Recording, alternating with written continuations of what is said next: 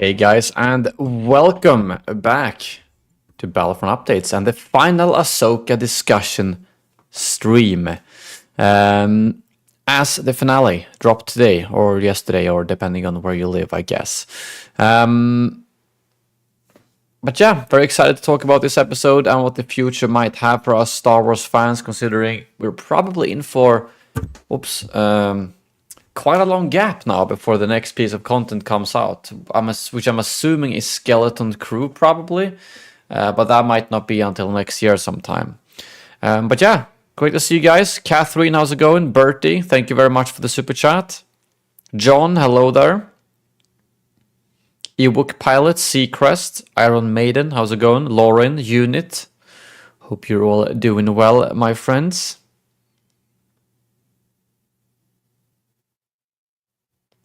Ewok Pilot, I'm willing to agree. There was definitely small things I did not like. It was like oh, this thing is awesome. This one thing is this thing is awesome. It's kind of like every other. So I thought it was still a good episode for sure. It's probably my third favorite. I thought episode 5 and 6 was better, but it's yeah, it was a pretty good episode and overall a great season. I gotta say, I thought it was really good. Subby, Martin, Rariglu, Gustavo, how's it going, all of you? Hope you're all doing well. Close second to Andor, in my opinion, even if it had its flaws. Yeah, I find it really hard to like. If I can pick my top 3 series, it's definitely like Mando, season 1, and Ahsoka and Andor, but I don't know which order to put them in. Like Andor was writing and cinematography wise the best out of them, but you know, Mando and Ahsoka was more, exciting, if that makes sense. So it's tricky to say. Noah, how's it going?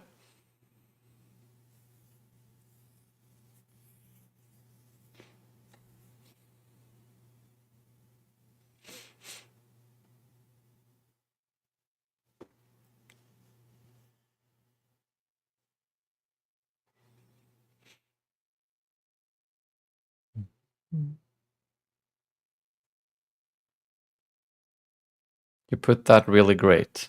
Well, I'm glad you agree. It's tricky it's different types of like, even if I can objectively say that Andor is probably the best out of all Star Wars series, it's like, it's different depending on what you like. Like, for instance, if someone asks, what is the best Star Wars movie? I think that's probably Empire Strikes Back. But if someone says, what's your favorite Star Wars movie? I'd probably say Revenge of the Sith. So I think you get what I mean.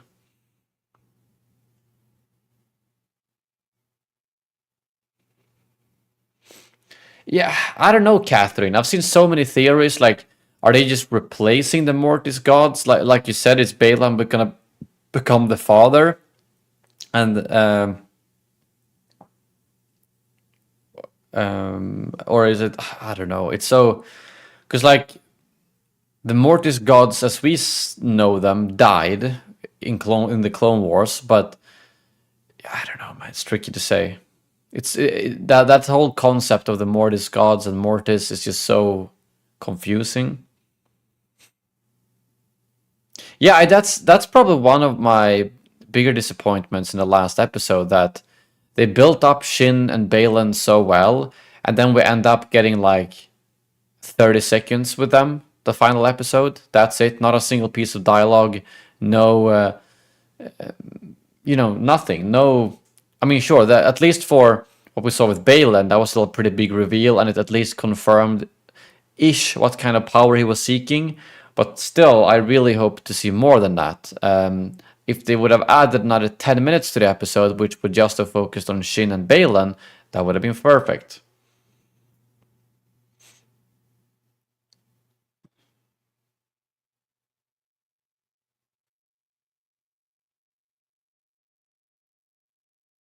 How's it going, Patrick? I always ask Star Wars fans, what is your second favorite Star Wars movie? That's almost harder.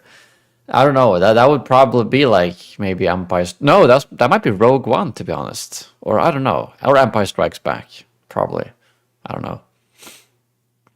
That's actually not the first time we've seen the live action Morai. It showed up very briefly in Mandalorian season 2, right? Yeah, when Ahsoka showed up, Mandalorian season 2. It showed up on that planet that where she was fighting Morgan Elsbeth, surprisingly. Very briefly in the background, easy to miss, but yeah. Yeah, I mean, Abeloth isn't in canon, but they've obviously brought in a lot of legend stuff recently, so it could be Abeloth, but man, it's tricky to say. It is tricky to say for sure.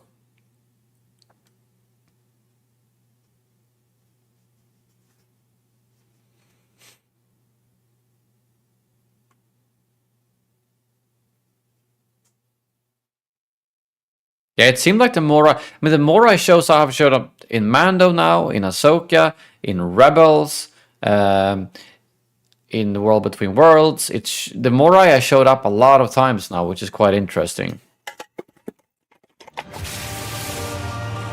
I am the Senate.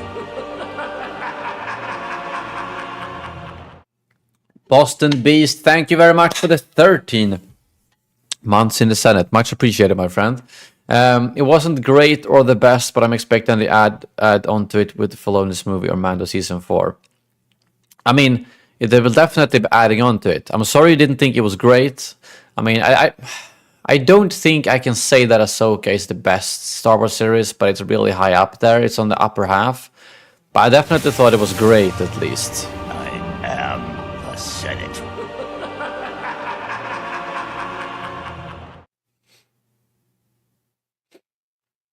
Ronin, thank you very much for the 18 months in the Senate. I appreciate you guys sticking with me, helping out.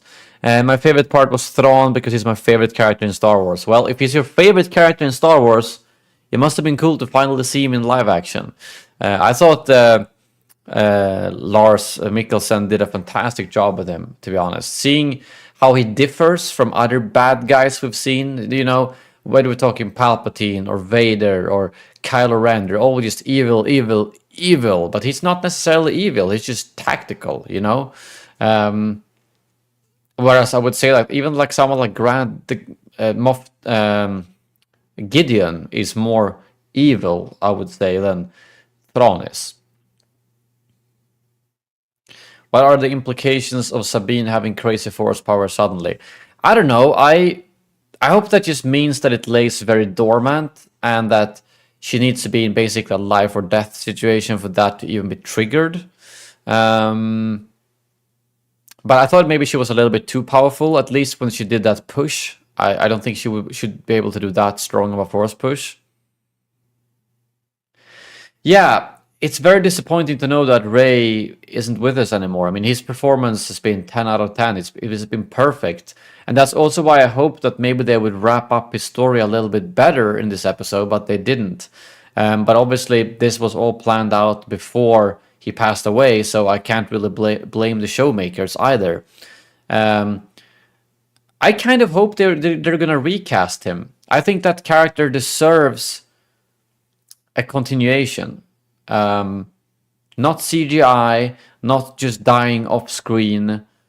So, sure, they might do like a comic book or something on it instead, but I feel like recasting isn't something you should be always be too afraid of. You just look at Dumbledore, you know, he was in one movie and then he was recast. There's other examples of that, or Rhodey in Iron Man. You know, it's not impossible to do it in a good way, but it's tricky. I don't know what the best way to do it is.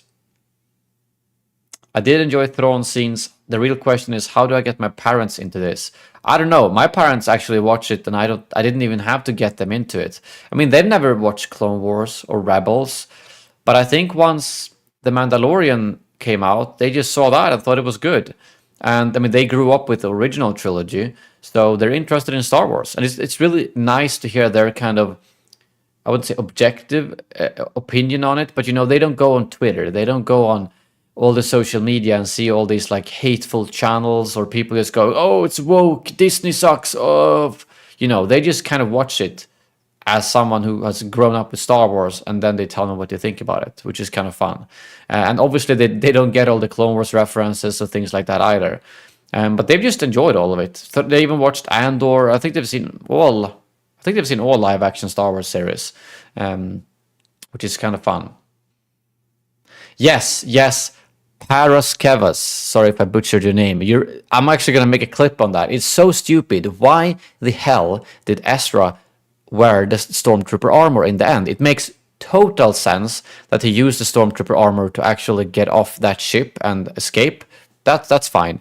But he probably had hours on that transport ship where he could have changed to his normal outfit or just removed his stormtrooper armor, at least removed his helmet. Like, how smart is it to exit a ship in a stormtrooper armor, a New Republic ship? Like, yeah, he was trying to maybe be a bit funny or something and reveal it, take off the helmet, but that was stupid. Yes, yes, I agree.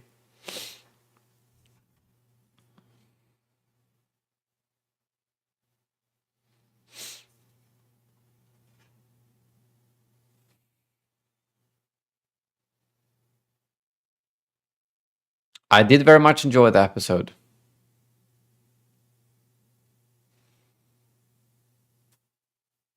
Yeah, I thought it was weird that Sabine got so much force powers out of the blue, because I feel like they've emphasized basically the entire season that she's not force sensitive. Young said that she's like the worst when it comes to force ability. And it was weird that she got that powerful that quickly, to be honest.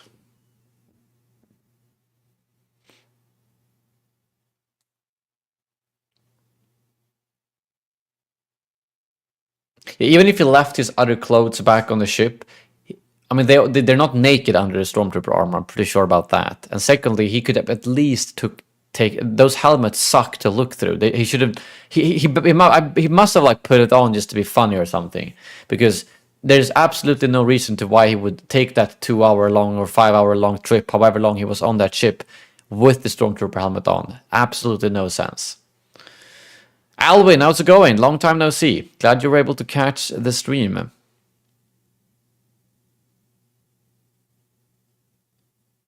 If Ahsoka and Sabine were stranded for good and that was the end of their story, I think I'd be happy with that.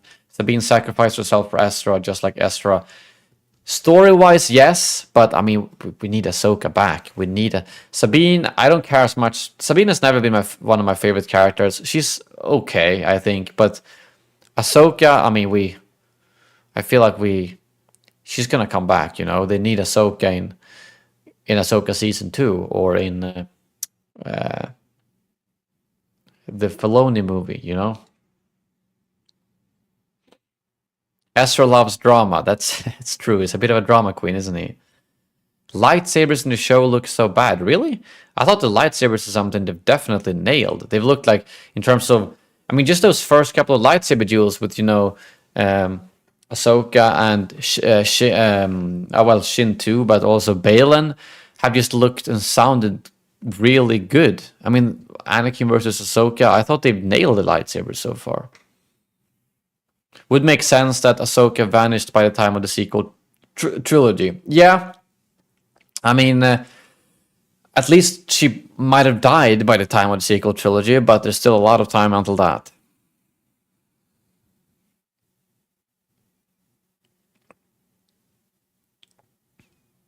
Oh, really, Alvin? I mean, I think this finale wasn't perfect, but if anything, it definitely did make me pumped for more. Like, I wanna know what's gonna happen with Thrawn and the Shadow Council and the New Republic, and I want to know what Balin and Shin is up to with the Mortis gods. Like, I'm really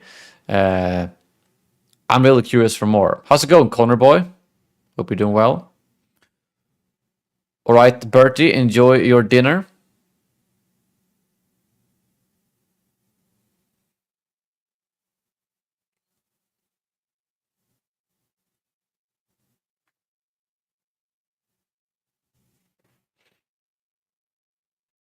What was that shadows in the starlight a reference to? Anakin or the whales coming back? I think that was more a reference to the Mortis gods, potentially.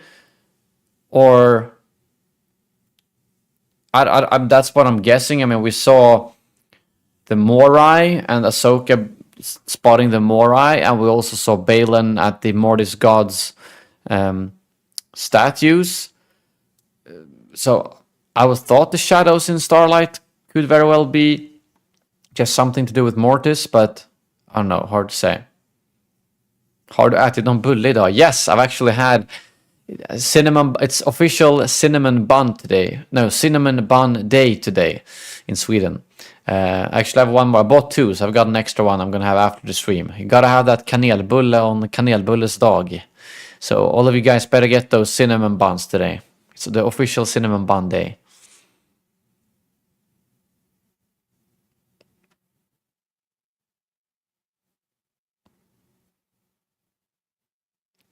The videos look like the toys and just too solid instead of being beams of light.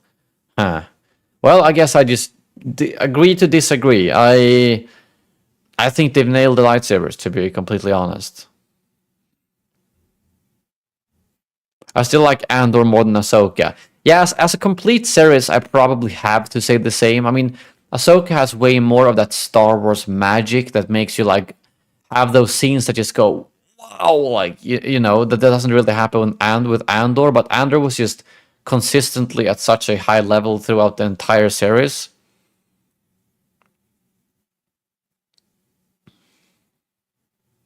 What is your favorite episode of Ahsoka?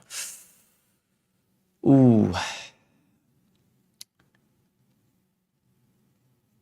Probably episode 5 or 6. I can't really choose which one. Couldn't Ezra ask the space whales to go and fetch Ahsoka and Sabine? I mean, yeah, that's kind of what I'm thinking. They've already used the space whales twice. So, I mean, I guess the problem is they gotta... yeah, I mean, they should be able to, yeah.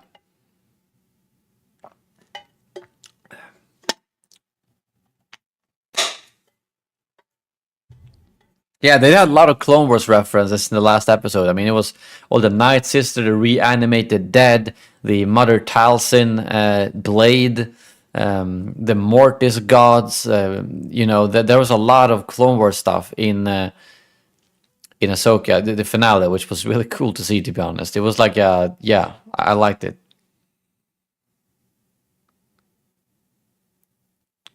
I don't know why they were cruising along. That's a good question, Alvin. I don't know if they were just... that was kind of like the Jedi thing where they just...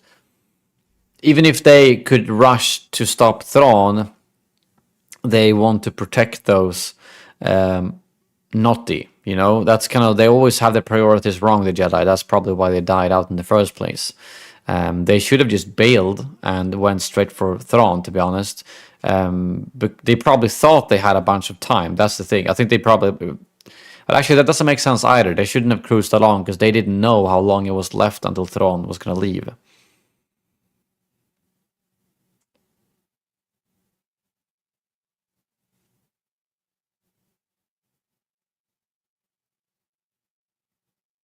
Yeah, exactly. I agree with you, Unshot. Like, Andor has more deep story or like better dialogue and stuff, but Ahsoka just felt like live action Clone Wars and Rebels. Like, yeah, like you said, real Star Wars. Like, it's still, no matter how good Andor was, and just to be clear, Andor is still probably my favorite series, or second favorite. This is just those kind of wow feelings that you got during multiple episodes of Ahsoka or sections of Ahsoka. That kind of stuff didn't really happen in Andor. On the other hand, Andor was just good. You never sat there with Andor like, oh, that was a weird. Oh, that was, why did he say that? And you know, it's different kinds of Star Wars. I didn't like how Sabine had her helmet off most of the show. It didn't make sense to me. I agree, but I mean, she didn't have the helmet for a while. Between the helmet was left in Outer Galaxy, but I agree that the times when she did have access to her helmet and didn't use it, I agree that was a bit strange. especially knowing that she can't block everything. That's something I also like, that instead of making her unrealistically proficient with a lightsaber and being able to block everything like Ezra and Ahsoka, they you can actually see like when they fight the night troopers, she takes a freaking hit to the dome like the first second that fight starts. So I like that instead of making her OP, they just put her in Beskar armor because she's a Mandalorian, so it makes sense that she will take a couple of hits. So yeah. How's it going, Weaslow?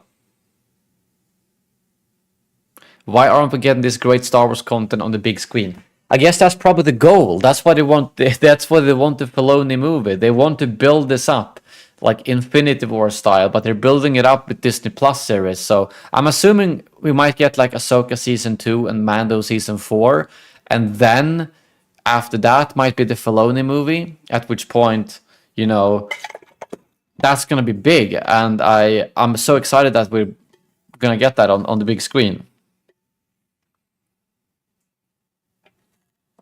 Who do you think is a better leader in strategy, Thrawn or Vader? Probably Thrawn. I mean, we know that Anakin was a clever tactician. They were actually pretty similar in many ways, Vader and Thrawn. But I think due to Thrawn being able to kind of disconnect his feelings a little bit, if that makes sense, he's a better tactician than Anakin or Vader.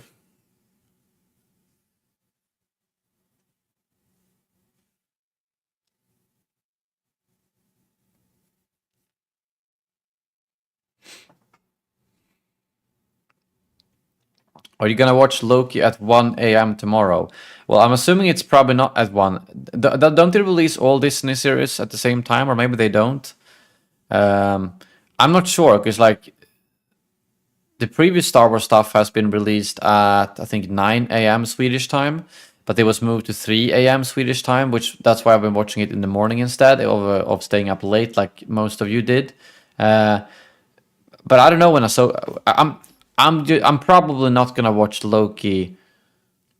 I'm probably gonna watch Loki when I eat lunch the day it's released. So if it releases super late in the evening, I'll most likely not stay up and watch it because I am not gonna make any content about Loki. So I don't see as much urgency as to seeing it as I do with Star Wars.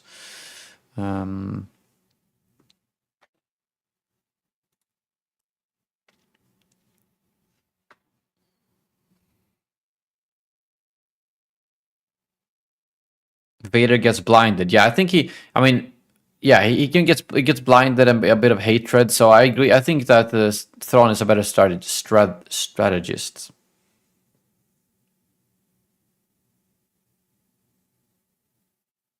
Do you think Thrawn knows about Palpatine's plan? It's tricky to say all of that because like it seems like there's always a different factions. It's the Imperial remnants, some of which wanted to do the Gideon stuff. Some of which, they talked about Project Necromancer. Is that Snoke? Is that Palpatine? I mean, Palpatine made Snoke, so it's probably Palpatine. But also, it seems like that was mostly done by Sith cultists out on Exegol. So it's tricky to say, man. It's tricky to know if Thrawn will have anything to do with Palpatine and Exegol or not. How's it going, Luke?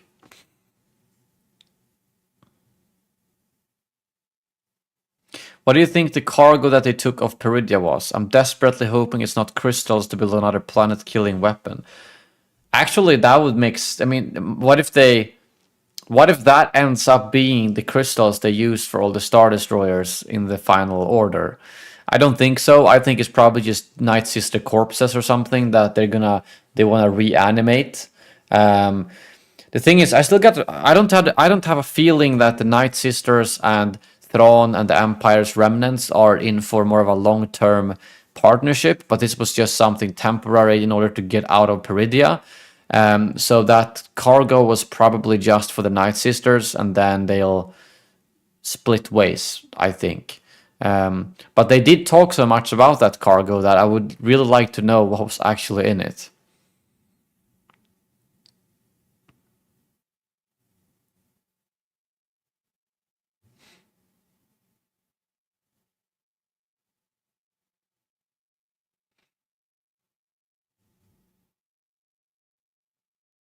Yeah, Andor is a more well-written and well-executed show than Ahsoka. I'll agree on that. But I still love Ahsoka and thought it was also very well executed.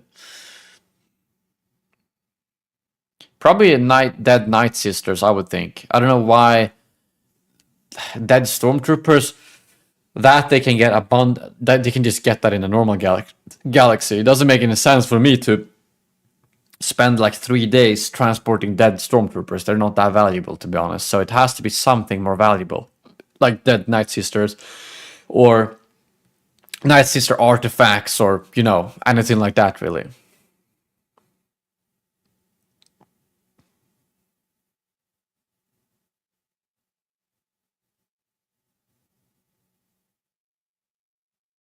The 4 starting villains. Wait, which ones are those? Well, yeah, Shin and Balan wasn't the last episode, and then Maruk 2. But other than that, who's the 4th one? I mean, we got Morgan Elspeth was still very much a villain, Are you excited for Star Wars Skeleton Crew or Star Wars Acolyte? I mean, I'm excited for both. I'm excited for Star Wars, But I don't know.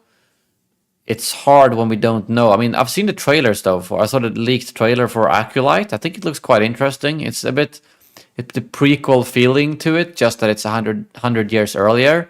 So that's gonna be interesting. I'm still surprised that they've shown an Acolyte trailer, even if it was leaked. But they still haven't had any Skeleton Crew trailer, which is supposed to come out way earlier.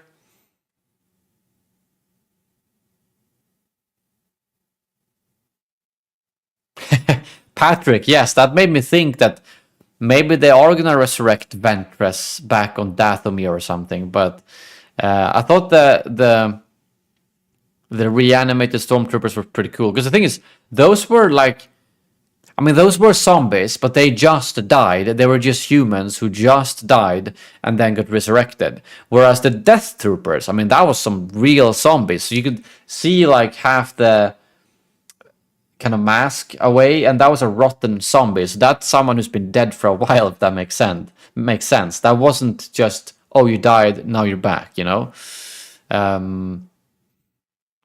yeah. Yeah, Anakin at the end though.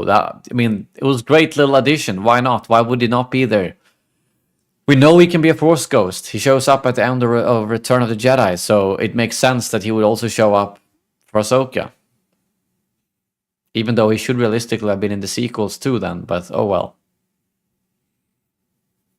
I think there's also a lot of hope for Star Wars. There's some negativity out on Twitter, and I'm surprised. Like, I genuinely thought the majority would like Ahsoka, and it seems like the majority did. Even the people within the Star Wars community who are generally negative seem to like it. But there are some people on YouTube and Twitter, like, holy shit, they're like, oh, this is the worst piece of a finale to ever be made in television. This is like, every episode is just a review. Oh, this is so bad, it's so bad. And they go over every little negative thing in the entire season. And I'm like, whoa, why do these people even watch Star Wars? They're obviously not interested in it. You can definitely say, which one thing do you think is best? Oh, I didn't like this one that much. I preferred Andor. But, these are the kind of people who just think, oh, woke Star Wars.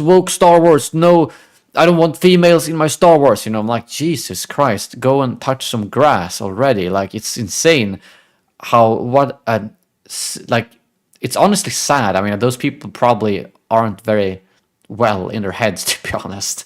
But it's crazy that there's so many of them, though. But I am glad that the majority are very positive. Like, if you go to any of the Star Wars official social media or anything like that, it's always very positive.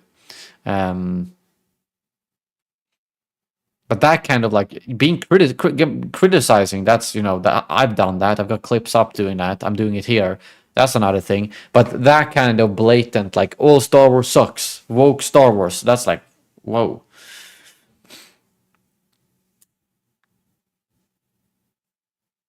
I still don't really get how the father and the son showed up as statues. I don't think anyone knows that for sure, but I mean, we do know, as far as I know, is this canon or not? But I think that before they came to Mortis, the Mortis gods were actually from another planet. I'm not sure, remembering if this is canon or legends. So Peridia could very well be their origin before they came to Mortis in the other galaxy, or there could be that. I mean, oh man, we still know we saw Sepho stuff. We saw actual references to the Sepho on the Night. So we got Night Sister Temple with Sepho references and Sepho names, and we've got the Mortis gods. So we got like all kinds of various super strong force wielding gods and species in one place. It gets so confusing. Like what? Because now after the Mortis gods were shown in this episode, everyone seems to have forgotten about the Sepho. But I mean, the Sepho, the text, it's not. It doesn't just look like it was Sepho stuff. It said Kuyet, which was the strongest and darkest of the Sepho. Do they have something to do with the Mortis gods? Are we gonna get like Mortis gods plus Sepho? I mean, it's confusing, you know.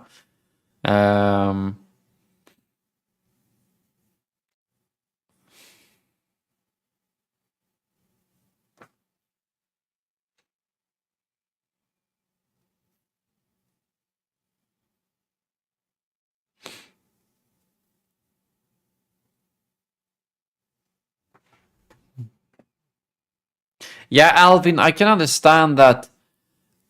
Obviously, if you have not seen Rebels or Clone Wars, some of the stuff would not feel as significant.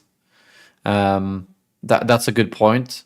I mean, my parents. I mean, that's only really the only reference I have, because everyone else I know who watched the series have seen Rebels and Clone Wars, but my parents have not, and they still seem to. They're not like, what's the matter with Esther? You know, I kind of gotta do a long interview with them now after the entire season is out. I gotta have a long chat with them and see what they actually think about everything, because they just come in with such a different perspective, you know, when you haven't seen the animated stuff and when you haven't, you know, read up on all the lore. It's interesting. Ahsoka or Mando season 3? Ahsoka. I mean, I still think Mando season 1 or 2 are probably better than Ahsoka, or maybe not. I don't freaking know, but I definitely think Ahsoka is better than Mando season 3. So I thought it was good to see a step in the right direction, if that makes sense.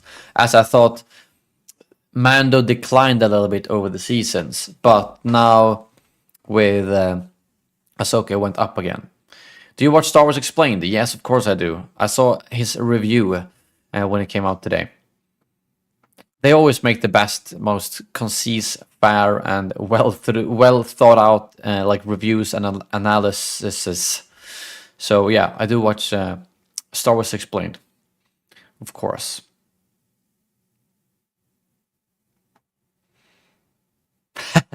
Apparently my mom is in the chat now.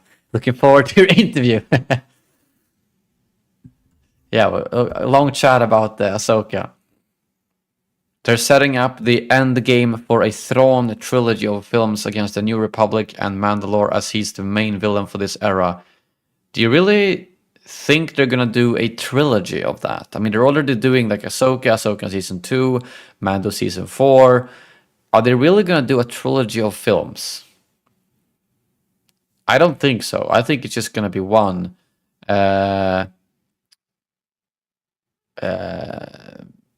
One movie, or at least one with Thrawn. They could make other movies. Obviously, they've already said they're gonna make other movies, so yeah, I think it's gonna be one. But that's just, yeah, they shouldn't drag it out too much, to be honest.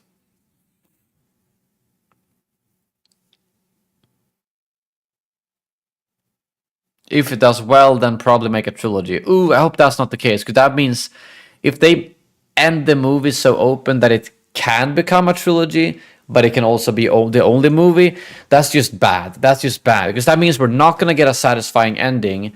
And yeah, you know, you gotta know that before you make a trilogy. Either you make this into a trilogy or you make it into a single movie. They could very much continue the storylines of some characters and such in new movies if it does well. That's one thing, but they really shouldn't be, just making a movie with an open ending in case it does well. If that makes sense. I don't like when you do that. Do you think we will get a Mando and Ezra team up for Mando season 4? I mean, that depends what Mando season 4 is going to be about. Are we going back to like Grogu and Din's adventures? Then no. But is Mando season 4 going to be more big picture stuff with Thrawn? Then yeah, maybe Ezra will team up with him. So it's tricky.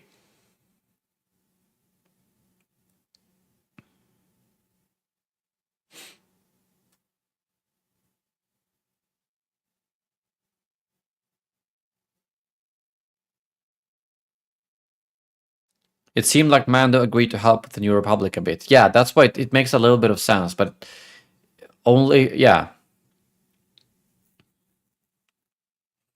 I mean, I just think it's gonna be, the goal is gonna be for the Filoni movie to basically do an Avengers Endgame kind of thing, where it's gonna be like, it's gonna be Ahsoka, it's gonna be Luke Skywalker, it's gonna be Ezra, Thrawn, Hera, Sabine,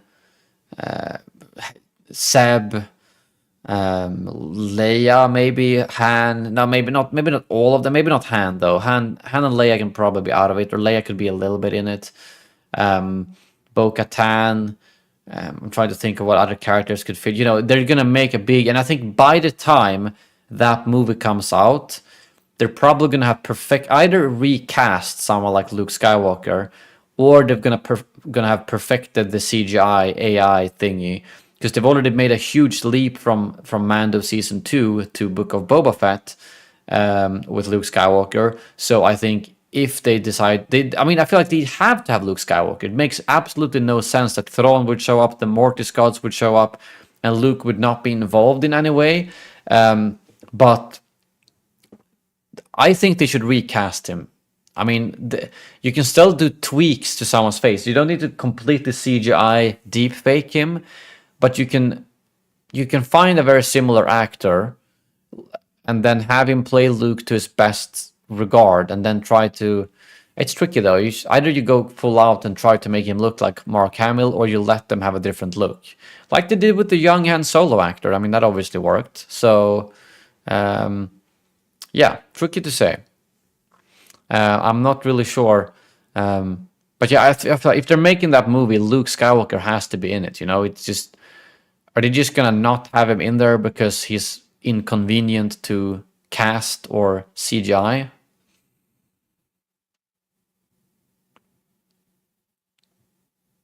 How's it going, Per? Good to see you. How do you feel about the Battle of Mandalore being completely off-screen, even though they could have shown that in the Mando season? I'm really disappointed we were just told that they lost. Well, in the Mando... Oh, you mean they should have shown it as a flashback in the Mando season? I'm kind of fine with that the Battle of Mandalore... I mean, that wasn't much of a battle anyways, was it? Didn't just Empire nuke Mandalore, basically, and kill everyone? I mean, they did show brief flashbacks during The Mandalorian, didn't they? When you saw those bombers flying over and just obliterating everything. So I don't know. I haven't reflected too much about that. How does everyone else in the splintered Imperial factions think about Thrawn returning and building up the Imperial remnant, and how a threat it could be again? I feel like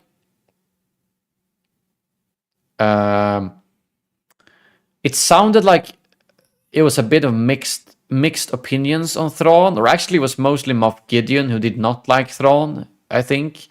But the rest of them seemed to like Thrawn. So I think now that he's back, he's definitely going to gather them up. And the thing is, the interesting thing is that Thrawn doesn't come with a lot of resources. I mean, he has a Star Destroyer with some old stormtroopers that are like half zombies or whatever. So he only comes with strategy and respect and someone to lead, basically, but he's not like he's coming with an armada of Star Destroyers, unless he's, I don't know, unless those cargo that the Night Sisters were having was gonna help him. But I think that was honestly more to the Night Sisters. See you later, Luke. Thank you for dropping by. Battle of Mandalore is basically Clone Wars Season 7. No, that's a No, that is the Battle of Mandalore, right? Or are there different names? Because I'm assuming what you talked about... was it... wait, who was it to talk who asked about... whoever... I've forgotten. Whoever asked about the Battle of Mandalore...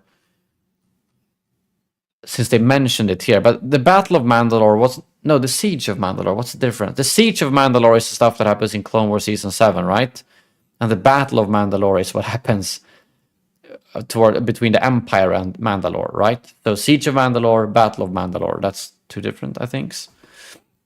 I mean, yeah, the Night of 1,000 Tears, the Purge of Mandalore, that was at the end of the Battle of Mandalore? Or was that, that's what I'm thinking, was that ever a battle? Or wasn't it just like, oh, you pissed us off, we're going to nuke your planet? So I don't know if there was actually a battle between the Mandalorians and the Empire, or it was just basically a nuke.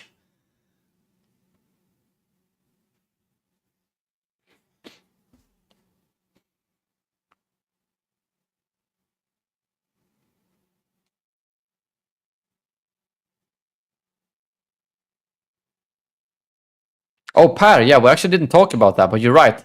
I like how the only time we get to see a decapitated trooper, it was a zombie. I kind of thought it took too long to see that, to be honest, because they're obviously going for these little slashes and stuff and blaster bolts, and that works when they're not undead, but then as soon as they were resurrected, they obviously did not die from a blaster bolt or a small slash. So I didn't understand why they didn't just decapitate more troopers. Like, if you see a zombie stormtrooper that won't die from a blaster bolt, chop off their head, you know? So I was happy we at least got to see the Death Trooper zombie get decapitated, but they should have decapitated all the Night Troopers, because they were obviously pretty hard to stop.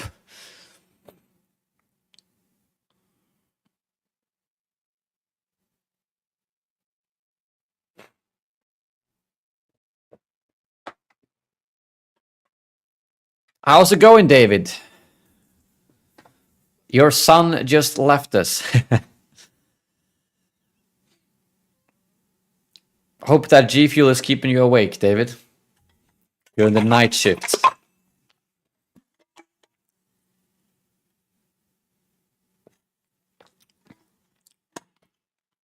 How's it going, Rebel Dom?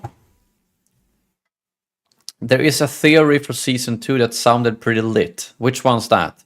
I feel like I've heard so many theories now about, like, Ahsoka, Balin, and Anakin becoming the Mortis gods, or them being teleported to Mortis, or Asajj Ventress together with all those coffins being resurrected on Dathomir. I feel like there's a lot of theories.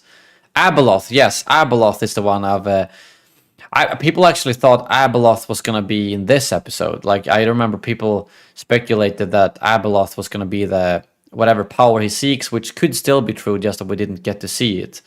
But I still don't know. I haven't read the Abeloth content. I've just read up on who Abeloth is. And she basically seems to have been part of the Mortis gods. She's not canon, though, as far as I know. But she seemed... I don't know, people don't seem... Every time, half of the people I've heard talk about Abeloth have been like, oh, not Abeloth, oh, not Abeloth. So it doesn't seem to be a very, like, yes, like, you know, like Thrawn. No one hated that Thrawn came into canon. But Abeloth seems to be a bit of a mixed bag. I still don't like, but from what I read, she was basically just a mortal who lived with the Mortis gods, and then she embraced the dark and the light side and became powerful. So they locked her somewhere, which then could be Peridia.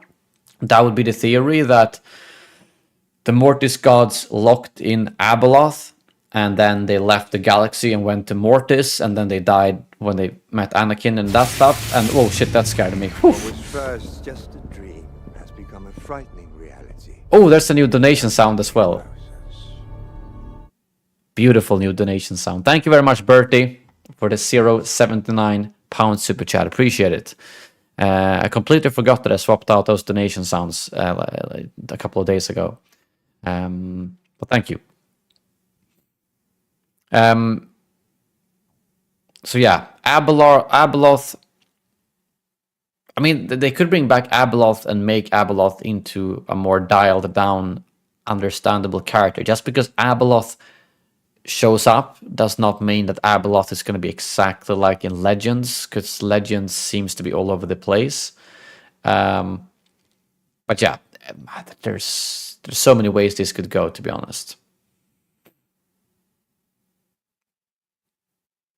Yeah, we haven't seen the Grisk yet, and I don't know, the Grisk seems to be a little bit what the like the Yusang Vong, but the Yusang Vong, as far as I understand, were from another galaxy and invaded the normal galaxy. But the Grisk, who are canon, just lived in the outskirts of the normal galaxy, right? And not in another galaxy. But I don't know, the canon page for the Grisk is pretty slim, so I think they've mostly just been mentioned. What if Ahsoka turns Sith in Peridia because of Abeloth? I don't think so. I think if anyone turns Sith, it's going to be Shin.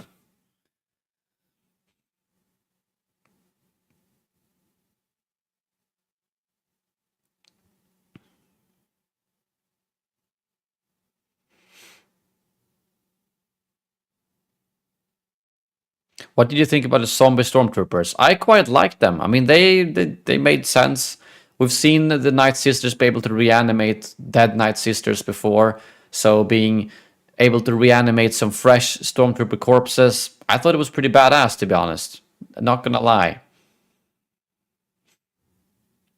And Thrawn starts working with the rebels and save the galaxy. I don't, oh man, I don't know if that would sit well with me if Thrawn starts. I mean, sure, if the Grisk invades, or the Yusang Vong invades, or Abeloth invades, or whatever it could be, and Thrawn teams up with the New Republic, oof, I don't know if I like that storyline. I mean, I don't think it can work if it's executed well, but I'd rather have that be separate storylines, you know? All the stuff on Peridia with the Mortis gods, that'd be one thing, and then the war between the Imperial Remnants, Thrawn, and New Republic be a separate thing. I think I'd prefer that than them mixing all of that together.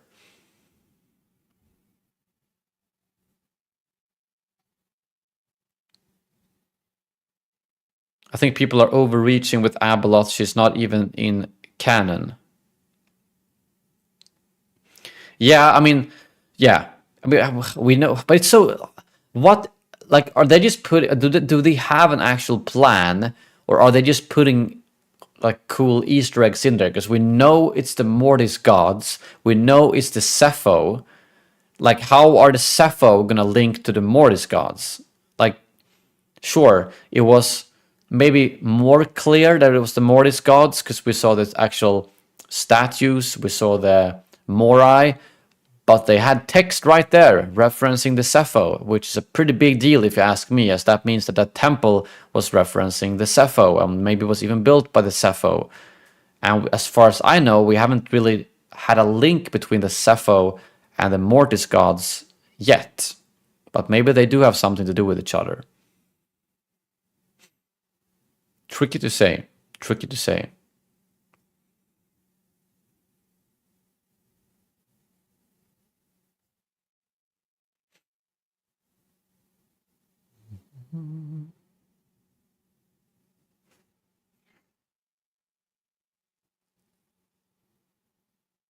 Wait, would it make sense that Thrawn's book version joins the New Republic? Wasn't he an Imperial, hardcore Imperial in the books?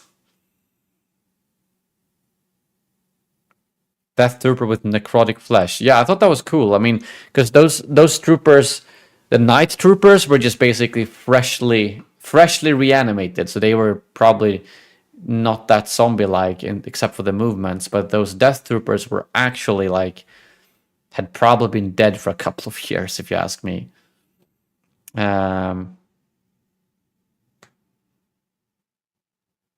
He's all for preserving life. Interesting. Didn't know that. What was first just has become a frightening Reality. for those. To those who... Okay, I need to learn that quote. Thank you very much, Bertie, for the 0.99 super chat. I appreciate it, my friend. Thank you for supporting the channel. And man, it's nice with some new dono sounds. I was getting tired of that Vader Kenobi quote. Man, that was like 2 years old now. But yeah, appreciate the super chats, Bertie. Sammy Sosa, how's it going? I'm doing very well, thank you. Chili C, listening to your stream as I edit my Battlefront 2015 footage. Nice, some nostalgia in there for sure. We see the Red Royal Guards in Ahsoka. I don't remember seeing the Red Royal Guards. Did we see the Red Royal Guards? Huh.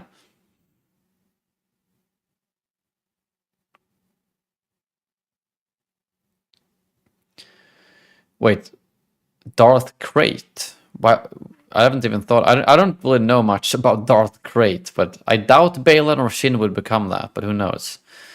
But it's really interesting to see how they're gonna handle Shin and Baylan, because I think they're gonna have to recast Baylan. He's such a popular character, and recasting works. You know, they've done it in other series and movies over the years. And as much as it sucks to not see Ray Stevenson continue that role, I would much rather have them recast Baylan Skoll as opposed to just having him die off screen, or maybe not even mentioning him at all. It's just like, oh, he disappeared in Peridia. You know, that would be disappointing. How's it going, Lord Skywalker?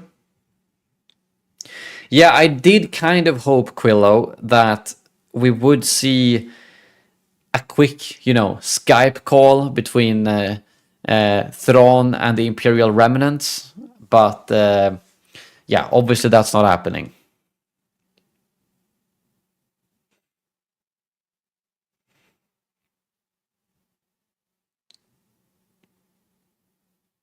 I wonder if Thrawn like knows that Ezra was on the ship and escaped.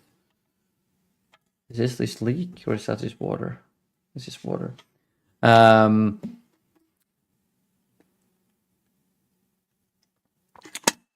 I really hope that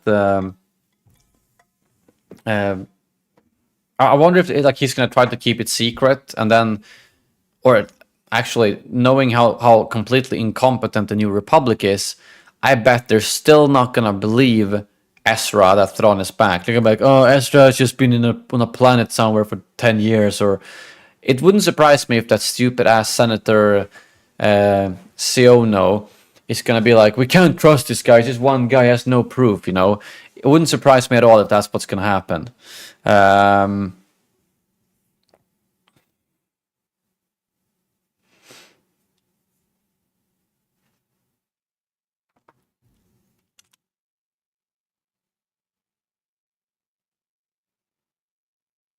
I kind of need to check Darth Krayt. I remember I've probably Darth Krayt. Darth Krayt.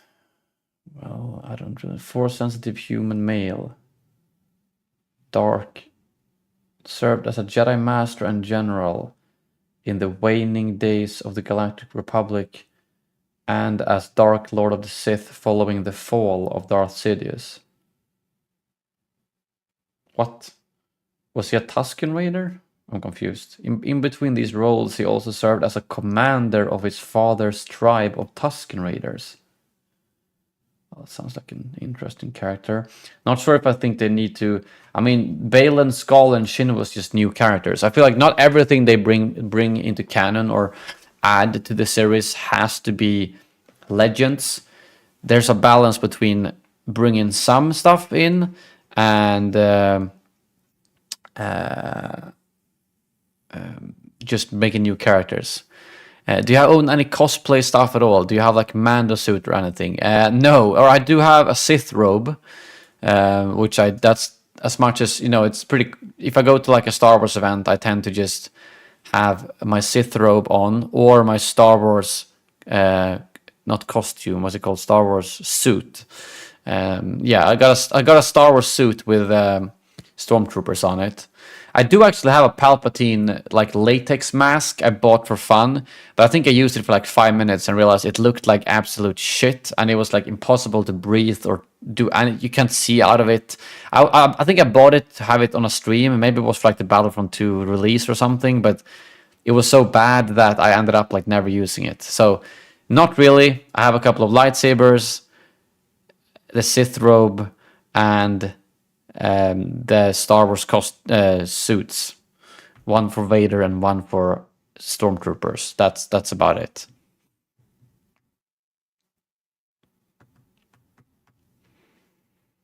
I think it's kind of nice when you go to these events and don't go in a full armor. You know, it seems sweaty and annoying as hell, to be honest.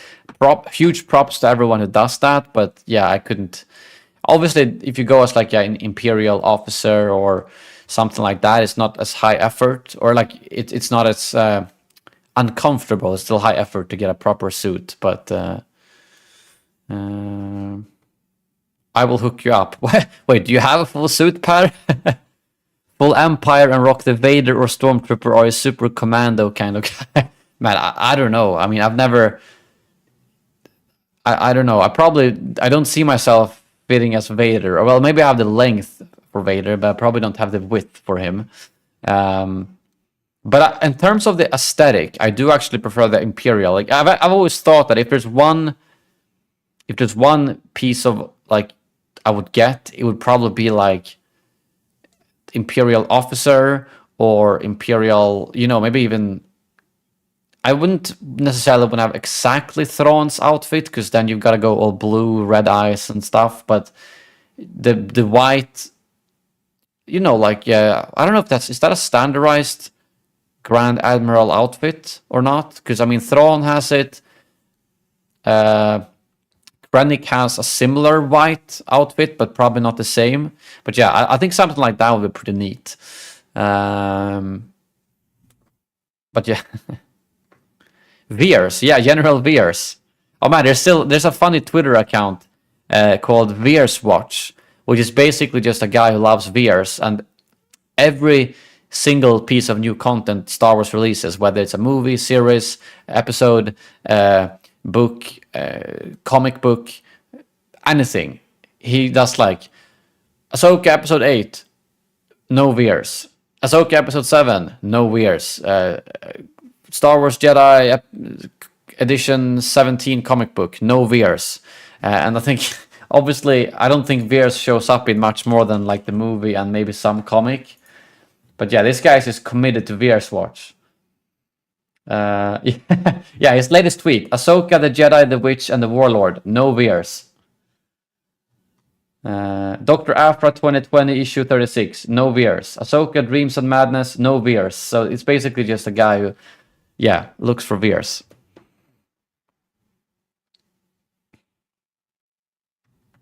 Oh, is Gen V good, David?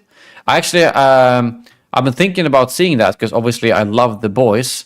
Oh, and I don't think I forgot to tell you, Per, but I did end up actually watching the entire Invincible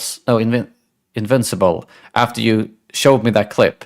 And I was like, now afterwards, I kind of wish I didn't see that clip because, well, if I didn't see that clip, I probably wouldn't have watched the series, so whatever. But that series was really good, and I'm super excited for season 2. So thanks for getting me into that. I mean, it was basically felt a bit like The Boys, but animated, and yeah, same kind of stuff. But yeah, Gen V, I haven't watched it yet. I've just seen negative stuff online about it, to be honest. But I love The Boys, so I definitely will give it a go.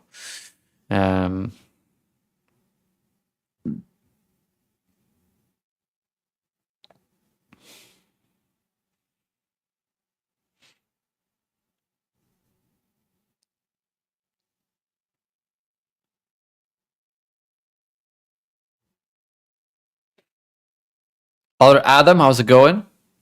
Good to see you.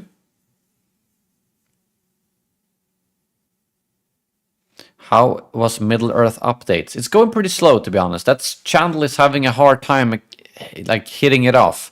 But me and Sam are pumping out pretty much daily clips on there.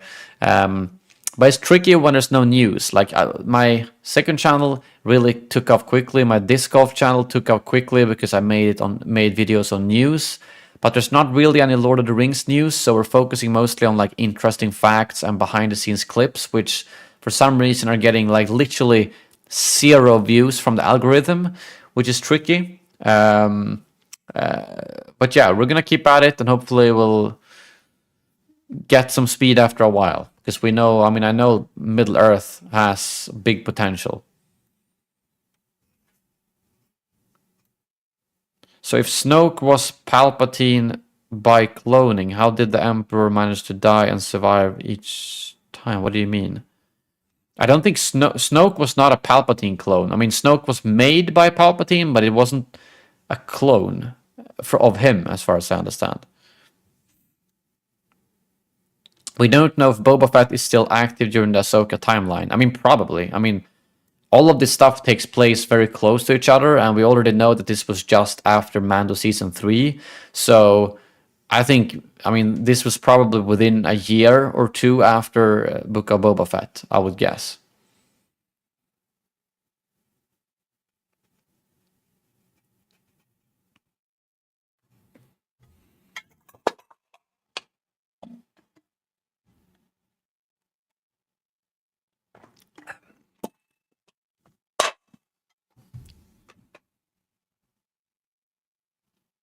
Do you like Disney Star Wars? I mean, that's a very broad thing.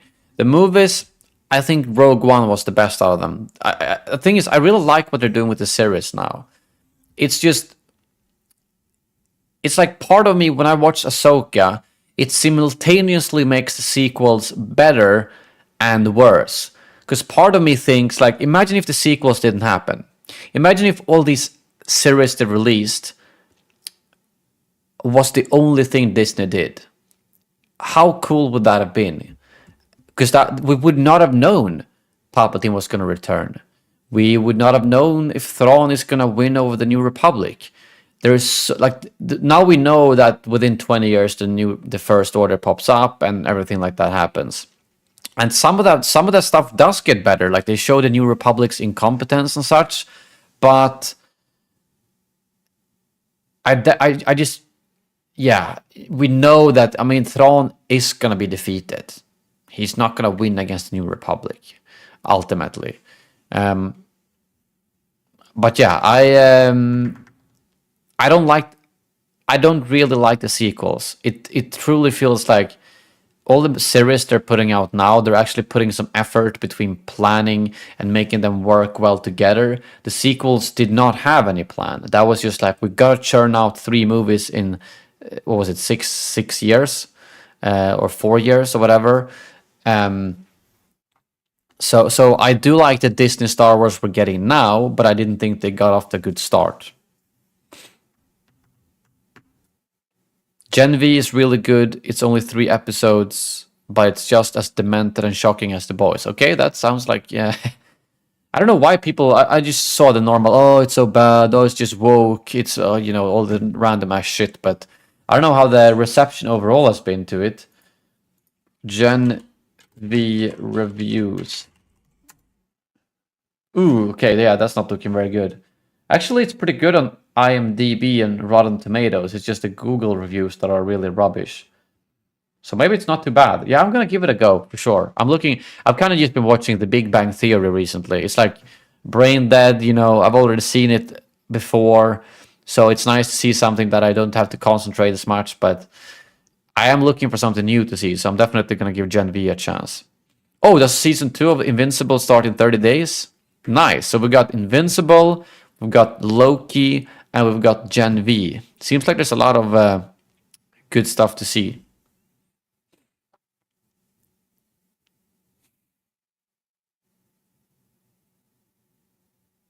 Oh, really, David? Of course, people get triggered by that. Jesus Christ. You must have a very sensitive mind to be triggered by something like that.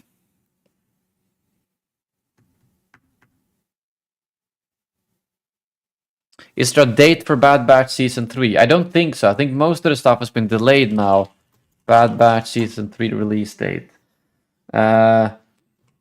Sometime between May and December 2024 is the only info I can find. I think now that there's been like 6 months of delay due to the actings or the writing and acting strike, I think basically everything has been pushed into next year. So I don't think we're gonna get more this year, unfortunately. But if we're lucky, we'll get both Skeleton Crew, Andor Season 2, and Bad Batch Season 3 next year. Maybe even the Acolyte, potentially. If we do, that's 4 series in 1 year, which will be pretty neat, but yeah.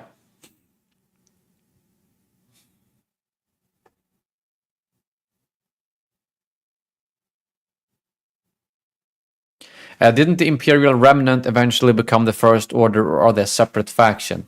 I think we don't know exactly, because it's kind of vague in between, but some parts of their Imperial Remnants obviously went, and made the First Order. Like, for instance, we saw in the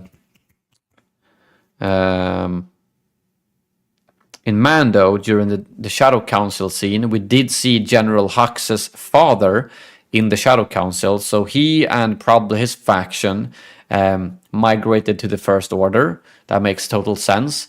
But I think part of them also broke up and broke out and probably head to Exegol and Palpatine instead. So I think they probably split up a little bit. I'm thinking of rewatching episode 1 to 3. I haven't seen them since they were in cinema. Man, that was 20 years ago. Actually, more for episode 1. You definitely should. I'm surprised you remember so much of them. I mean, we talked about, mixing up, Jango Fett and stuff like that. I mean, if I would only have seen them once when they were released, I would probably not have remembered a lot of details.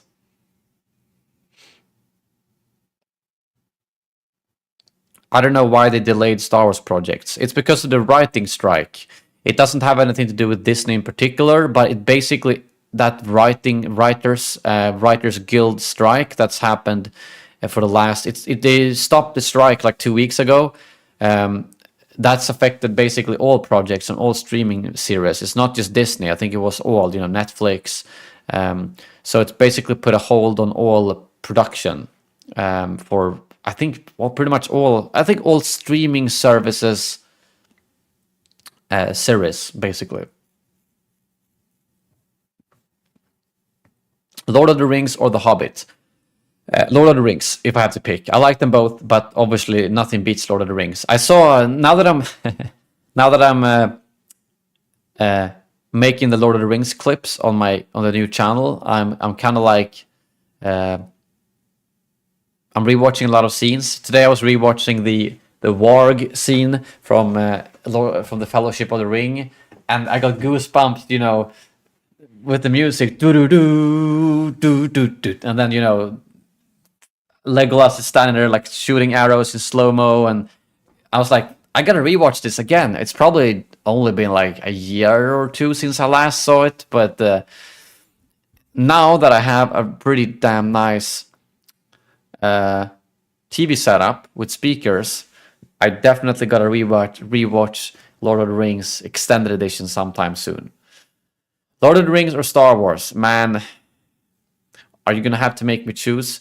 As a universe, Star Wars. I'm much more interested and I enjoy Star Wars more. It's just that Lord of the Rings doesn't have as much stuff, It's just 6 movies, and those are great. At least the first 3. I would say that I like the Hobbit movies, but they have their issues. Lord of the Rings movies are just perfection. There's 3 of them. Those 3 I would compare to like the original trilogy and episode 3, kind of. Whereas maybe the Hobbit movies are episode 1 and 2 or something like that. Was Filoni participating in the strike? I don't know if he personally was participating, but all the Ahsoka stuff was already concluded by the time they already filmed everything and before the strike started, so that's why that wasn't affected. It was affected in the way that there was like no interviews, there was almost none of the actors were allowed to talk about the series, which kind of sucked because we wanted to see the reaction of all the actors. But yeah, all the filming, all the production was done by the time the strike started. So it's basically all the series that were supposed to be in production the last 6 months that have been screwed over, which is, Andor, Acolyte, Bad Batch, probably, Skeleton Crew, and things like that. Although Skeleton Crew, I feel like, should also have been done with production. I'm surprised there hasn't been any leaks about Skeleton Crew. There's been quite a lot of leaks from the Acolyte, both the trailer, but that's more official, but also all those set pictures that people leaked from, like, the Wookiee Jedi and a bunch of characters with like the yellow High Republic robes and all that kind of stuff that was leaked from people basically sneaking into the sets. But the Skeleton Crew we know like nothing about, almost.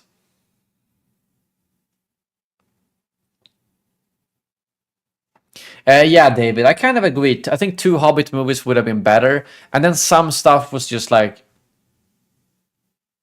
I don't know. It's been a while since I saw them, but like the stuff with what's the elf name again? The romance between the dwarf and the elf. I thought that was a bit forced.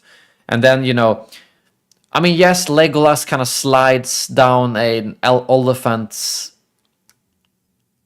whatever it's called. Nose, not nose. It's called a beak. No, beak. I don't fucking know what it's called. A trunk. So he does do that kind of parkour stuff, but that scene when he runs up on the falling rocks in The Hobbit, I'm like, oh, come on. And then, oh no, Alfred. Alfred is the worst. He's like the Jar Jar Binks.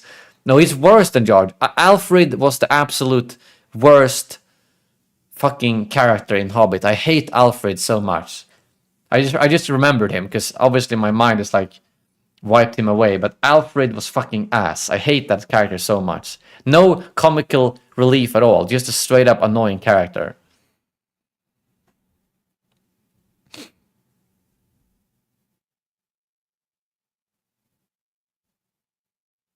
Kumar, how's it going, man? The albino orc is 100% made up just to give an extra plot line. Yeah, I thought that was kind of weird because Asog... No, wait, if I remember correctly, that's Asog. And then they introduce Bolg, which is Asog's son. But in the book, Asog is actually dead at that point, and Bolg is the one who hunts them down. So that they were hunted by a leader orc is accurate, but I don't understand what the point was of having both of them. They could have just done it like the books did and had Bolg be the one who hunted them in the first place, if I'm not mistaken, because I think Bolg, he was canonically there.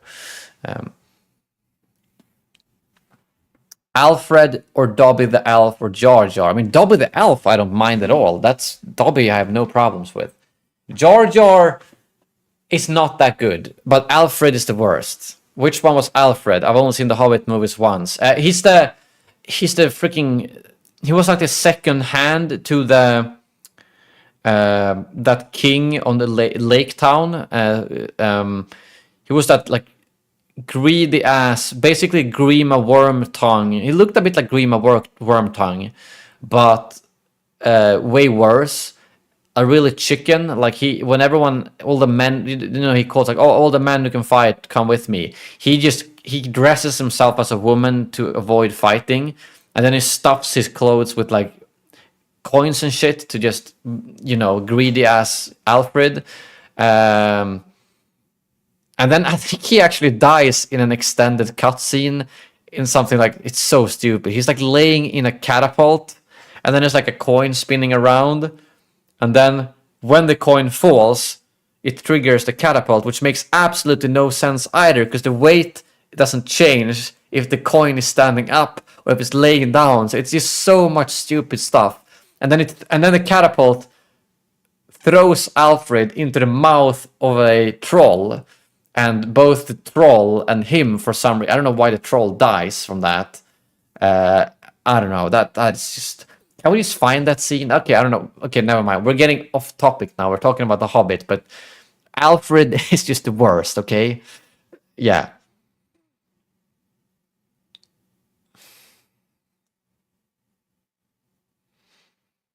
Don't slander Dobby. No, I don't mind Dobby at all. Dobby was pretty accurate to the books, wasn't he? It's a while since I read the books. I read all the books, basically just up until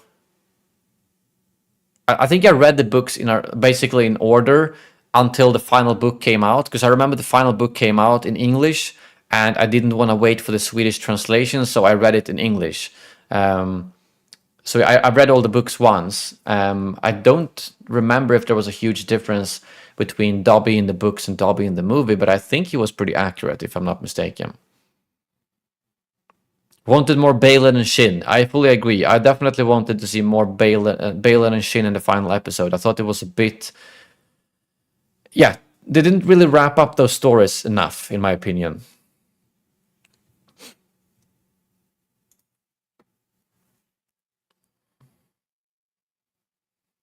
Have you seen Back to the Future? I actually have not. And I know I should have. Well, I don't think so, at least. First Harry Potter movie is the most book accurate still, I'd say. All right, yeah. But they're generally considered to be quite book accurate, are they not? If I'm not mistaken.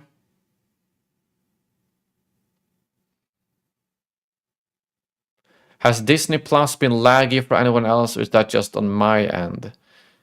I think it's pretty... do you mean like when you're streaming? Because I'm casting it from my phone to my Chromecast, and I haven't had any issues with that.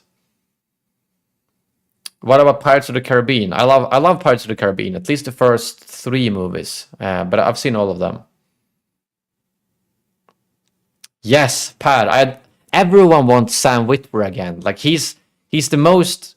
he wants to do Star Wars, you know. He's the biggest. I was actually at the showdown. Was that 4 years ago when they have the...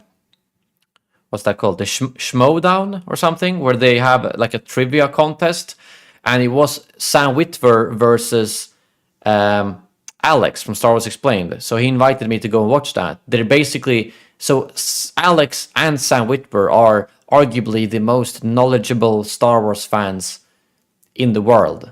And he's an actor. I mean, I bet he knows more about Star Wars than any other actor who's been in Star Wars ever. So yes, and he does a phenomenal Maul voice, phenomenal Palpatine voice, and obviously Starkiller too.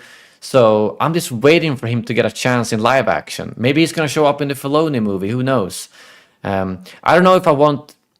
I don't know how I want him though. Do we want him to just like voice a return of Maul, like if they do like a before he dies, or do we want him to actually bring Starkiller into canon, but obviously more of a balanced Starkiller than what we saw in the games?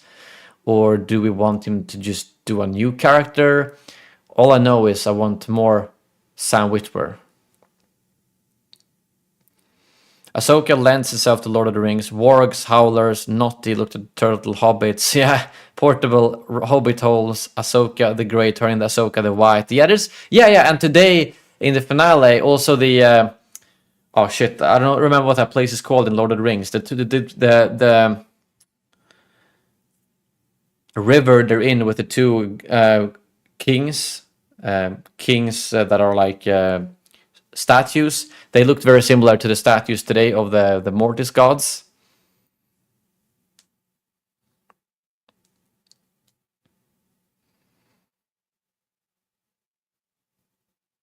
I feel like the show only felt good halfway through. I mean, I'll agree that I thought the first couple of episodes were a bit slow. It took some time to get going, for sure.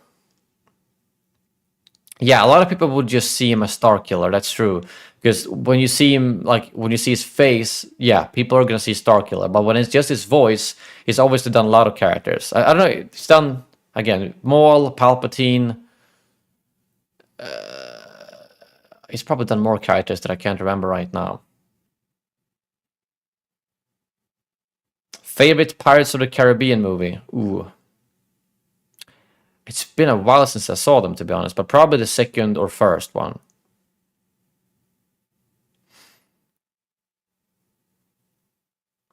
Oh, wait. You're actually right. Does Sam Witwer does voice the son, right? If I'm not mistaken. The son voice actor Star Wars. I think that's Sam Witwer too. So that makes sense. That makes actually more sense that if they are bringing the son, maybe that's who is going to play. I mean, if they bring the son into live action, that could very well be Sam Witwer playing him. But actually, I don't know what they're going to do with the Mortis gods. I think we're going to see Mortis to some degree, but all of those 3 characters are dead. So at least, even if they return in some shape or form, like the Morai is obviously kind of the daughter, I don't think they're going to return and look exactly like they did in the Clone Wars series. So, but still, Sam Witwer could play that. Did you do an autograph with Sam? And no, I've actually never met him, I think. No, I've not.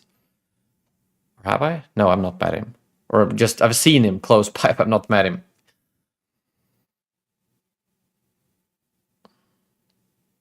I think I've ruined the show by over-analyzing every action they take. I feel like you can't do that with Star Wars. If you go... if you go to the original trilogy and you overanalyze every little action they take, I get pissed off, you know? I feel like Andor is the only piece of Star Wars content ever released that you can't... Like, I'm always like, okay, this is a fictional galaxy. I can't just analyze everything they do and make it... Like, why do they do that? Why do they do that, you know? Even if some things will be arguably stupid. Maul has been retconned so much, but he hasn't been retconned much, has he? I mean, obviously they made him survive, but they've never changed any of his story. They've just added to it, I think.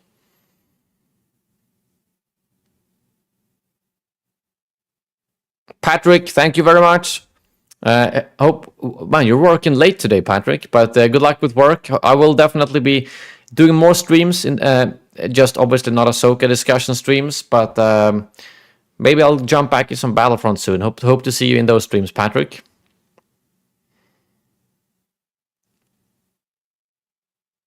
Oh yeah, Argon. Yeah, the Argonath statues. That's the one. That's what the name. That was the name I was looking for, David.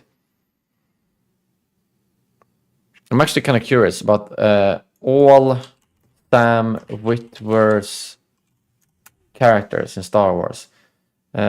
Star Wars. Starkiller, Darth Palpatine, Neil Perry. What the hell is Neil Perry? What? That's not even the Star Wars. Why does it pop up on the Star Wars list? That's weird. Oh, he plays Hugh Sion. Oh, that's someone in the Star Wars Resistance series, which I have not seen. I've only seen like 2 episodes of it, but I didn't really catch my attention. Simon, yes, you're a little bit late. I'm wrapping up the stream pretty soon. Will you be streaming regularly again? I mean, I'm streaming weekly now at least, but I don't know how regularly I'm gonna get back to it, because I'm gonna be honest, I mean, I don't get a lot of viewers on my streams anymore unless there's something happening, some news. So I do not have the time to put too much time into streaming. I'm mostly just doing it because I think it's fun. I enjoy it. So I'll still be streaming weekly. There's no plans to change that, but I can't financially stream daily with the amount of viewers I have, if that makes sense. So that's why I'm just going to stream weekly instead. I stream when I feel like it. I stream when there's something to talk about, when there's something fun to do, if that makes sense. Even though I would like to stream a little bit more often.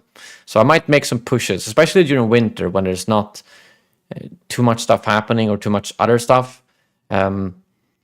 When other, like for instance, now my second channel is probably going to die down a bit. It's been doing pretty well over the last month or so for Ahsoka.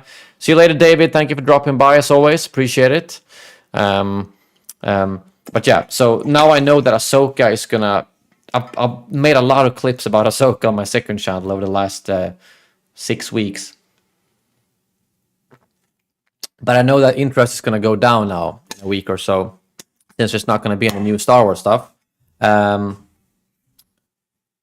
At which point I could probably put some more time into streaming to try and give that a little push. Just that there's not really any anything new to stream, you know? If I try streaming like Fortnite, 20 viewers. If I try stream Starfield, probably 20 viewers. If I stream Battlefront 2 or Battlefront 1, I can actually get a little bit more viewers. It's surprising, like the videos that do well on my channel are still the Battlefront videos. Even though Battlefront hasn't been alive for years, like my Battlefront 2 and my Battlefront 3 videos I did 1 and 2 weeks ago are actually doing really well. Like my Battlefront 3 video has 44,000 views now, and my Battlefront 2 video has 20,000 views, which is way better than when I talked about KOTOR, 5,000 views. Star Wars Jedi Survivor, 17,000 views. And then I did another Battlefront video, 25,000 views. People just want to hear, even though there hasn't been any Battlefront news, there hasn't been any Battlefront updates, my Battlefront videos still do the best, surprisingly. Can you do a Star Wars Battlefront 2015 in 2023? I could. I might do that, but it's just... there's not much to say, really. Battlefront 2015 is pretty much dead. Like, I can barely find any servers in any game mode, and if I do, it's usually super sweaty on PC. So yeah, I'm not sure.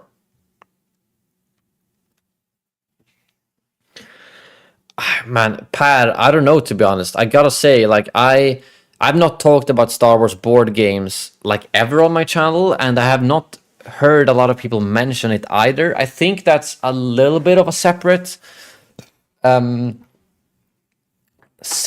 maybe viewer base. I've not seen a lot of overlap between board game channels and Star Wars channels in general. I follow a lot of different Star Wars channels, and they rarely do any content on that. It's hard, like, but the thing is, the sad part is that Star Wars gaming and Star Wars in general, you don't get a lot of views for it right now. Like, if you talk about Star Wars Outlaws, not a lot of views. Star Wars Jedi Survivor got a lot of views 2 weeks before the launch and 2 weeks after the launch, and then that died down too.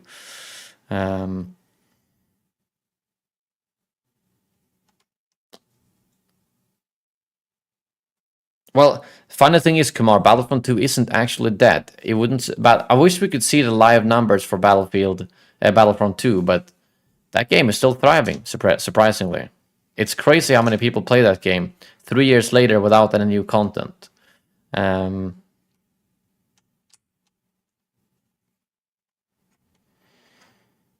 Yeah, Alvin, I disagree. I didn't think it was the best show, but I definitely thought it was up there with Mando. At least better than Mando Season 3, for sure. But yeah.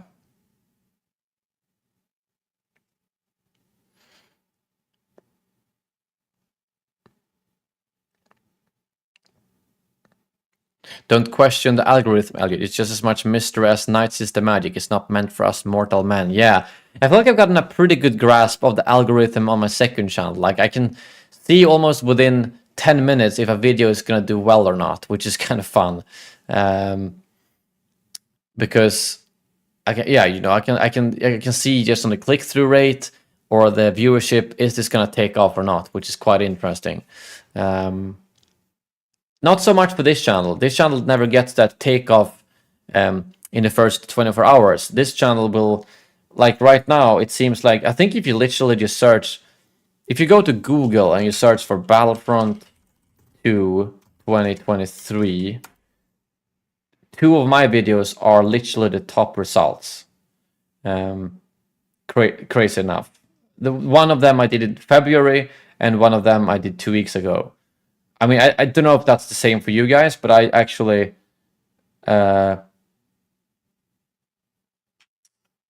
if I go into incognito and search for that, those two videos pop up on the top. So it's like, if there's one thing my channel can still do somehow is Battlefront videos. Do a playthrough of Star Wars: The Old Republic.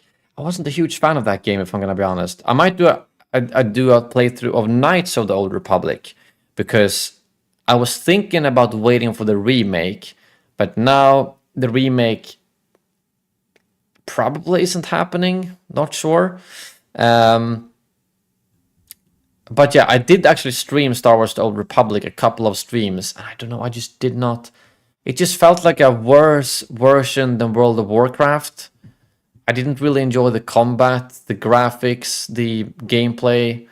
It felt just like, oh, you just go in and spam any ability. I don't really like those games. Like, that's why I like World of Warcraft Classic so much. I'm actually playing quite a bit right now, because it's like, you've got to actually, you can't just go in blind and just spam all the buttons and you're going to kill the enemies. You got to think about what you're doing, kind of. But I am definitely up for doing playthroughs of old Star Wars games. Some of them, I've really wanted to play Star Wars Revenge of the Sith on my stream, because I grew up with that game, but it was only on PlayStation and Xbox. But I think there are emulators that I can run. Somehow, I definitely gotta look that up. But if I can get Star Wars Revenge of the Sith to work on my PC somehow,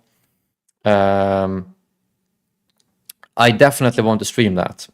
Because at least I don't think I can hook up my Xbox to stream it somehow. Or I do have capture cards, but no. I'm not even going to try. I'm going to see if I can find a... the episode 3 game is easy to run in PCSX2. I'm assuming that's an emulator. But yeah, definitely something I should try. Still gotta finish Jedi Outcast. Yeah, you're right. I've been bad at finishing all the games I start playing on stream. I haven't completed a lot of them. I did finish the Republic Commando playthrough, though. That was fun. But yeah, the Revenge of the Sith, I still remember that combo that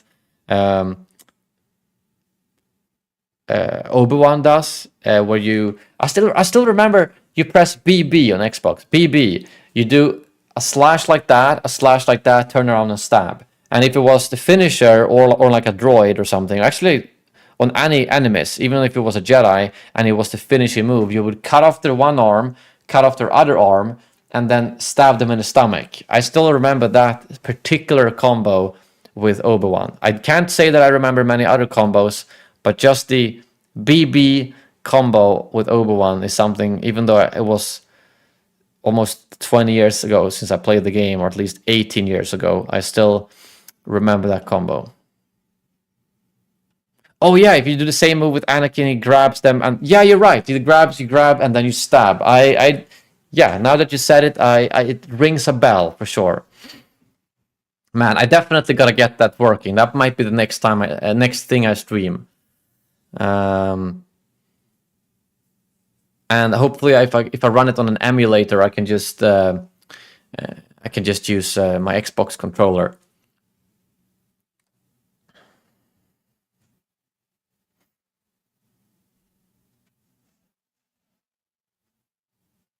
And obviously KOTOR too. That's something I should play. There's a lot of fun old games to play on stream.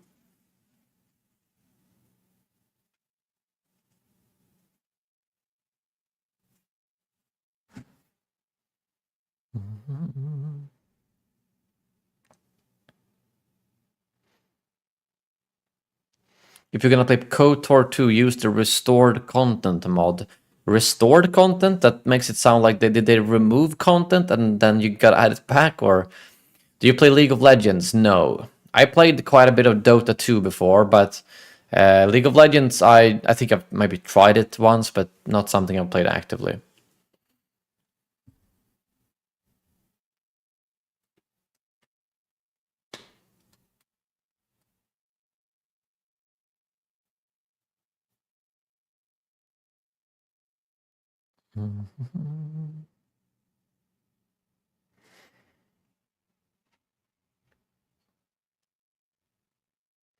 What are all the things you have on your shelf? Disc golf trophies, game changer. Yeah. I I don't think I have the disc golf stuff here. That's on my other shelf. But, I mean, that's the G Fuel stuff, again. Don't miss out. Get their starter kit. $14.99 minus 20% off. One shaker for the starter kit. Best deal if you want to try out 7 different flavors. Comes like, okay, probably doesn't arrive like this, but it fits like this. Perfect deal. So a bunch of G Fuel, obviously. Palpatine. I don't think you can see that one. I've got the Battlefront 2 Compass as well. From the last Jedi. Game Changer of the Year. That's the Battlefront, the 10-year anniversary mug. That's the 100k subscribers. That's me and Sheev, good old Sheev. I don't know how much else you can see. You can probably. Yeah, that's Sheev and me, and then that's the 100k, and then that's the droid from Galaxy's Edge. The rest of the stuff is on my other shelf over there, which you probably can't see. No, obviously you can't see that. So yeah, I keep this as a Star Wars corner, and then the other corner I've got the disc golf stuff instead.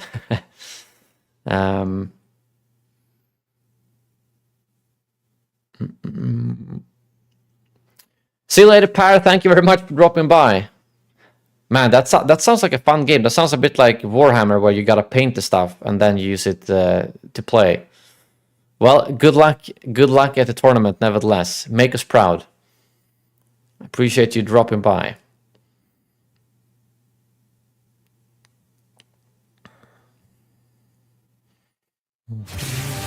Toby with the 33 months in the Senate. I'm up for it anytime, really. I mean, I can play a little bit whenever. So let me know. You want to play a Dota game after? Actually, I can't do it today because I gotta make some more Ahsoka clips. But Friday Eve. No, wait. I was gonna do something on Friday. Okay. Let's chat. I don't know when I still don't really understand what times a day that you play, since you got the weird work times. But I'm definitely up for playing some casual games of Dota.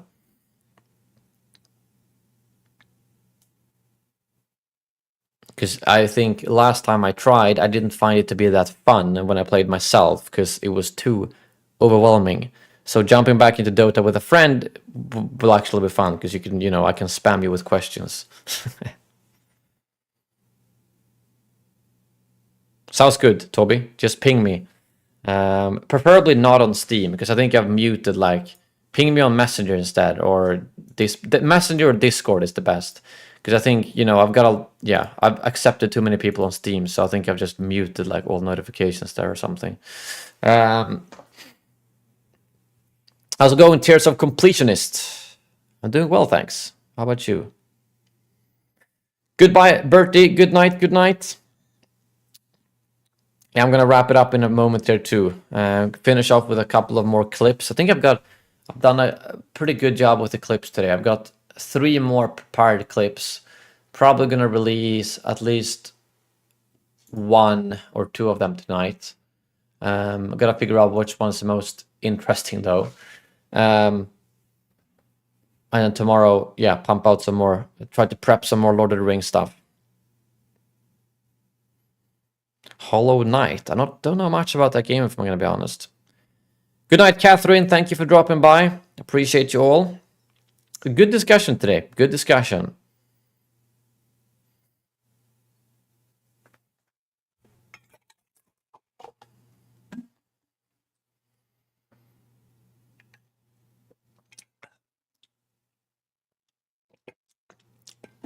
And this flavor is too good.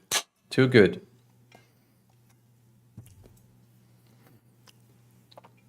But yeah, guys, I think I'm gonna call it a night. Appreciate you all. Definitely not gonna disappear now that Ahsoka is over. I'll probably look into the Revenge of the Sith game and see if I can get that to work with the emulator you talked about, as it's a game I've personally just wanted to revisit. I played all the other, Battlefront 1, Battlefront 2, the classics, because they're available on PC. But Revenge of the Sith, I probably haven't played for at least 15 years, I think, because I haven't really touched my old Xbox. If it even works, I don't know. But yeah, thank you guys very much for watching. Hope you have a great evening and a great rest of the week. Thank you very much for watching. And as always, may the Force be with you. Ever hear the tragedy of Darth Vader's wife? No, I thought not. I thought not. Ever hear the tragedy of Master Windu? No, I thought not. I thought not. Do it. Do it.